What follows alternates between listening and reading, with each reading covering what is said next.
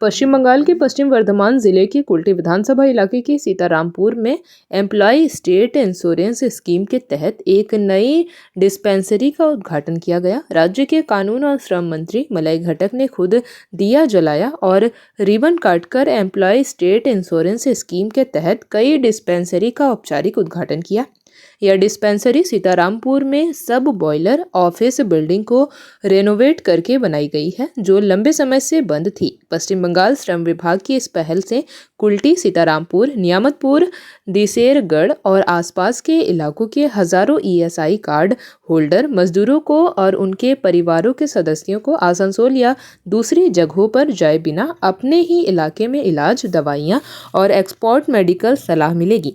उद्घाटन समारोह में राज्य मंत्री मलय घटक, नगर निगम के प्रतिनिधि, श्रम विभाग के अधिकारी, ESI अधिकारी और स्थानीय गणमान्य लोग शामिल हुए। मंत्री मलय घटक ने कहा, मजदूरों की सेहत राज्य सरकार की प्राथमिकताओं में से एक है।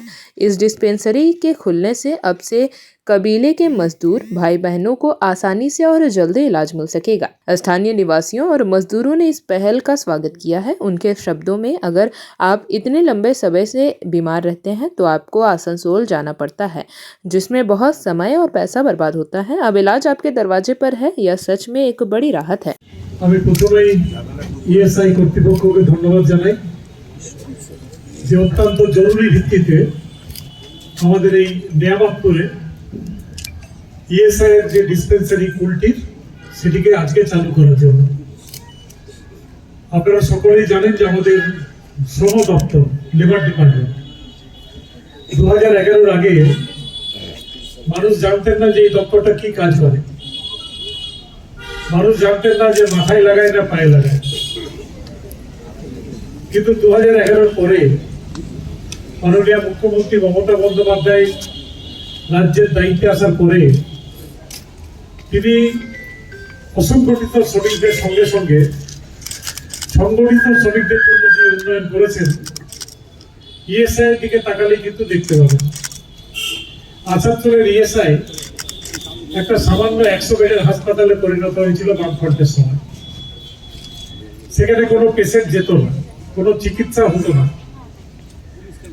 কিন্তু বর্তমানে ESI আসানসোল অন্যান্য যে কোনো সুপার স্পেশালিটি হাসপাতালের সমান চিকিৎসা দেয়।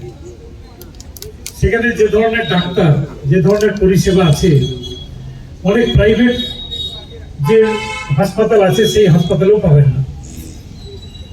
সেখানে আয়ের আলাদা OPD আছে, আয়ের আলাদা অপারেশন থিয়েটার আছে, সেখানে ডেন্টাল কেয়ার আছে, সেখানে আমাদের ডায়ালিসিস ইউনিট আছে আসানসোলে, এবং এছাড়াও জেনারেল মেডিকেল ICU আছে।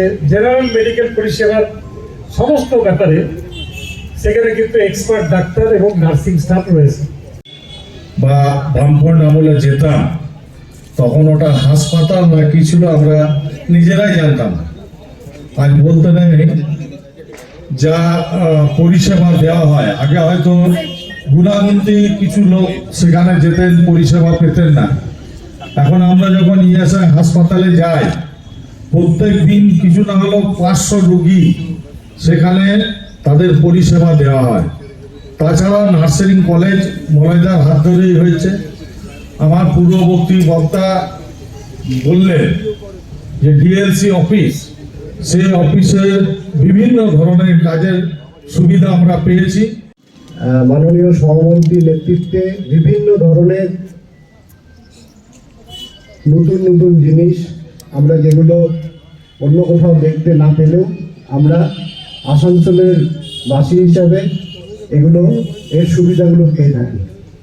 আমরা জানেন যে আমাদের শ্রম দপ্তরের মধ্যে অনেকগুলো ডাইরেক্টরেট আছে। স্যারের নেতৃত্বে আমাদের অসংগঠিত শ্রমিক, সংগঠিত শ্রমিক এদের সুযোগ সুবিধার জন্য আমরা বিভিন্ন সময় কাজ করে থাকি।